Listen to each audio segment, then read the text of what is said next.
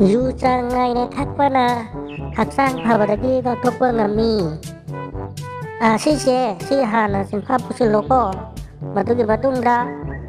나콜 타기 뚜션 피로 각사장 나이나 티우니 숑다 아이수 카우나워시 이깡 톡고 마카이 깍리바니 하이바 고 카우누 하영 뚜션 피부나르고 뚜션 피장 나이나 피드라바디 빵딱 딱 실락가니고 ꯐꯔꯦ ꯑꯗꯨꯗꯤ ꯑꯩꯈꯣꯏ ꯍꯧꯖꯤꯛ ꯃꯌꯥꯝ ꯅꯔꯁꯔꯤ ꯔꯥꯏꯝꯁ ꯃꯇꯦꯛ ꯑꯃ ꯑꯩꯈꯣꯏ ꯄꯥꯃꯤꯟꯅꯔꯁꯤ ꯏꯁꯩ ꯁꯛꯃꯤꯟꯅꯔꯁꯤꯀꯣ ꯍꯧꯔꯁꯤ 1 2 3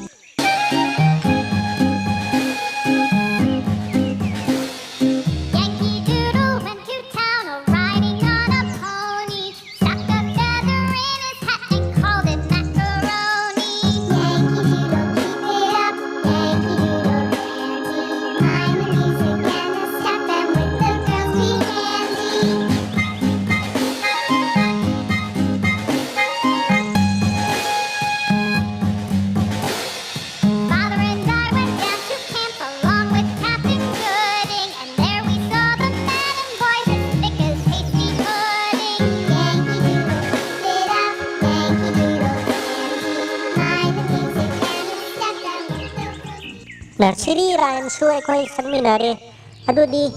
angan sa tuition fee kiba kaunu ko chang nai na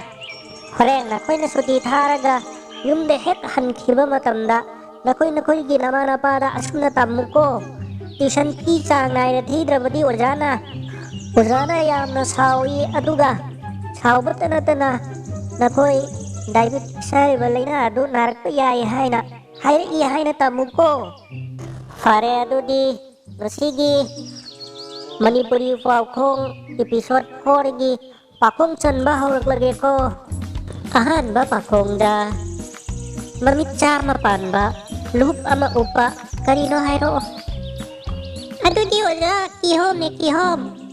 ꯆꯨꯝꯃꯦꯀꯣ ꯃꯊꯪꯒꯤ ꯄꯥꯈꯣꯡ ꯑꯃꯨꯛ ꯆꯠꯂꯛꯑꯒꯦ ꯃꯉꯥꯅ ꯂꯩꯊꯣꯟꯕ ꯀꯨꯟꯊ꯭ꯔꯥꯅ ꯂꯩꯅꯦꯠꯄ ꯑꯃꯅ ꯂꯩꯌꯣꯠꯄ ꯑꯁꯤꯗꯤ ꯈꯪꯕ꯭ꯔꯥ ꯀꯩꯅꯣ ꯍꯥꯏꯔꯛꯑꯣ ꯀꯅꯥ ꯈꯪꯉꯤ ꯑꯣꯖꯥꯗꯨꯗꯤ ꯈꯪꯗ꯭ꯔꯕꯣ ꯃꯉꯥꯅ ꯂꯩꯊꯣꯟꯕ ꯀꯨꯟꯊ꯭ꯔꯥꯅ ꯂꯩꯅꯦꯠꯄ ꯑꯃꯅ ꯂꯩꯌꯣꯠꯄꯗꯤꯅꯦ ꯆꯥꯛ ꯆꯥꯕ ꯈꯨꯠꯁꯥ ꯃꯉꯥꯅ ꯂꯩꯊꯣꯜꯂꯦꯗꯅ ꯌꯥ ꯀꯨꯟꯊ꯭ꯔꯥꯅ ꯂꯩꯅꯦꯠꯂꯦꯗꯅ ꯑꯗꯨꯒ ꯂꯩꯇꯣꯟꯁꯦ ꯑꯃꯅ ꯂꯩꯌꯣꯠꯄ ꯒ꯭ꯌꯥꯟ ꯇꯥꯔꯕ ꯑꯗꯨꯗꯤ ꯃꯊꯪꯒꯤ ꯄꯥꯈꯣꯡ ꯑꯃꯨꯛ ꯆꯠꯂꯛꯑꯒꯦꯀꯣ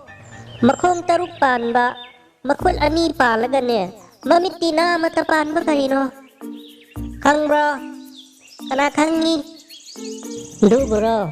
ꯃꯃꯤꯠ ꯅꯥꯃꯇꯪ ꯇꯥꯡꯕ ꯅꯨꯄꯥ ꯑꯃꯅ ꯃꯈꯣꯡ 4 ꯄꯥꯟꯕ ꯆꯧꯀ꯭ꯔꯤꯗ ꯐꯝꯕ ꯆꯧꯀ꯭ꯔꯤꯒꯤ ꯃꯈꯣꯡ 4 ꯑꯃꯅꯦ ꯃꯥꯒꯤ ꯃꯈꯣꯡ 2 ꯑꯃꯅꯦ 6 ꯁꯨꯔꯦꯗꯅ ꯃꯈꯨꯠꯇꯤ 2ꯗꯪ ꯄꯥꯜꯂꯦꯗꯅ ꯃꯁꯥꯒꯤ ꯑꯗꯨꯒ ꯃꯃꯤꯠ ꯅꯥꯝꯅ ꯇꯥꯡꯕ ꯑꯗꯨꯗꯤ ꯍꯧꯖꯤꯛ ꯑꯃꯨꯛ ꯑꯔꯣꯏꯕꯒꯤ ꯄꯥꯎꯈꯣꯡꯗꯨ ꯆꯠꯂꯒꯦꯀꯣ ꯃꯨꯟꯅ ꯇꯥꯔꯣ ꯃꯁꯥ 4 ꯄꯥꯟꯕ ꯃꯈꯣꯡꯅꯅꯦ 6 ꯄꯥꯟꯕ ꯏꯁꯤꯡꯒꯤ ꯆꯦꯛꯂꯥ ꯀꯔꯤꯅꯣ ꯍꯥꯏꯔꯣ ꯈꯔ ꯊꯨꯅ ꯍꯥꯏꯔꯣ ꯍꯣꯏ ꯆꯨꯝꯃꯦ ꯑꯗꯨꯗꯤ ꯆꯨꯝꯃꯦ ꯅꯥꯎꯁꯦꯛꯅꯤꯀꯣ ꯑꯗꯨꯗꯤ ꯉꯁꯤꯒꯤ ꯄꯥꯎꯈꯣꯡꯁꯦ ꯂꯥꯏꯔꯤꯛ ꯇꯝꯕꯁꯤꯁꯨ ꯃꯇꯥꯡꯁꯤꯗ ꯄꯥꯎꯈꯣꯡꯁꯤꯒ ꯂꯣꯏꯅꯅ ꯂꯣꯏꯁꯤꯜꯂꯁꯤꯀꯣ ꯐꯔꯦ ꯑꯗꯨꯗꯤ ꯅꯈꯣꯏꯅ ꯌꯨꯝ ꯍꯦꯛ ꯌꯧꯈꯤꯕꯒ ꯅꯈꯣꯏꯒꯤ ꯏꯃꯥ ꯕꯕꯥꯗ ꯇ꯭ꯌꯨꯁꯟ ꯐꯤ ꯄꯤꯅꯅꯕ ꯑꯣꯖꯥꯅ ꯍꯥꯏꯔꯛꯑꯦ ꯍꯥꯏꯕꯗꯨ ꯀꯥꯎꯔꯅꯨꯀꯣ ꯀꯩꯒꯨꯝꯕ ꯀꯥꯎꯔꯕꯗꯤ ꯗꯥꯏꯕꯦꯇꯤꯁ ꯂꯩꯅꯥ ꯅꯥꯔꯛꯀꯅꯤ ꯍꯥꯏꯕꯗꯨꯁꯨ ꯀꯥꯎꯅꯨꯀꯣ ꯐꯔꯦ ꯉꯁꯤꯒꯤꯗꯤ ꯃꯇꯥꯡꯁꯤꯗ ꯂꯣꯏꯁꯤꯜꯂꯁꯤꯀꯣ ꯑꯗꯨ ꯁꯨꯇꯤ ꯊꯥꯗ꯭ꯔꯤꯉꯩꯗ ꯑꯩꯈꯣꯏꯒꯤ ꯚꯤꯗꯤꯑꯣꯁꯤꯕꯨ ꯌꯦꯡꯕꯤꯔꯤꯕ ꯃꯌꯥꯝꯗ ꯄꯥꯈꯣꯡ ꯑꯃꯇꯪ ꯆꯜꯂꯝꯁꯤ ꯄꯥꯈꯣꯡꯁꯦ ꯀꯅꯥꯒꯨꯝꯕ ꯏꯟꯇꯔꯦꯁ ꯂꯩꯕꯤꯕꯁꯤꯡꯅ ꯑꯩꯈꯣꯏꯒꯤ ꯀꯃꯦꯟꯗ ꯐꯣꯡꯕꯤꯔꯝꯃꯣ ꯃꯊꯪꯒꯤ ꯏꯄꯤꯁꯣꯗꯇ ꯆꯨꯝꯕ꯭ꯔꯥ ꯂꯥꯟꯕ꯭ꯔꯥ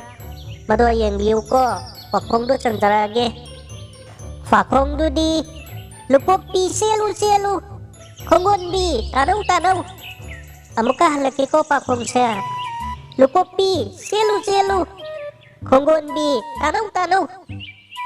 ꯁꯤꯒꯤ ꯄꯥꯎꯈꯣꯡꯁꯦ ꯃꯊꯪꯒꯤ ꯏꯄꯤꯁꯣꯗꯇ ꯐꯣꯡꯖꯔꯛꯀꯦ interest ꯂꯩꯕꯤꯕ ꯑꯩꯈꯣꯏꯒꯤ subscriber ꯑꯃꯗꯤ viewersꯁꯤꯡꯅ ꯀꯃꯦꯟꯗ ꯑꯃꯨꯛꯇꯪ ꯐꯣꯡꯕꯤꯔꯛꯑꯣ. ꯉꯁꯤꯒꯤꯗꯤ goodbye.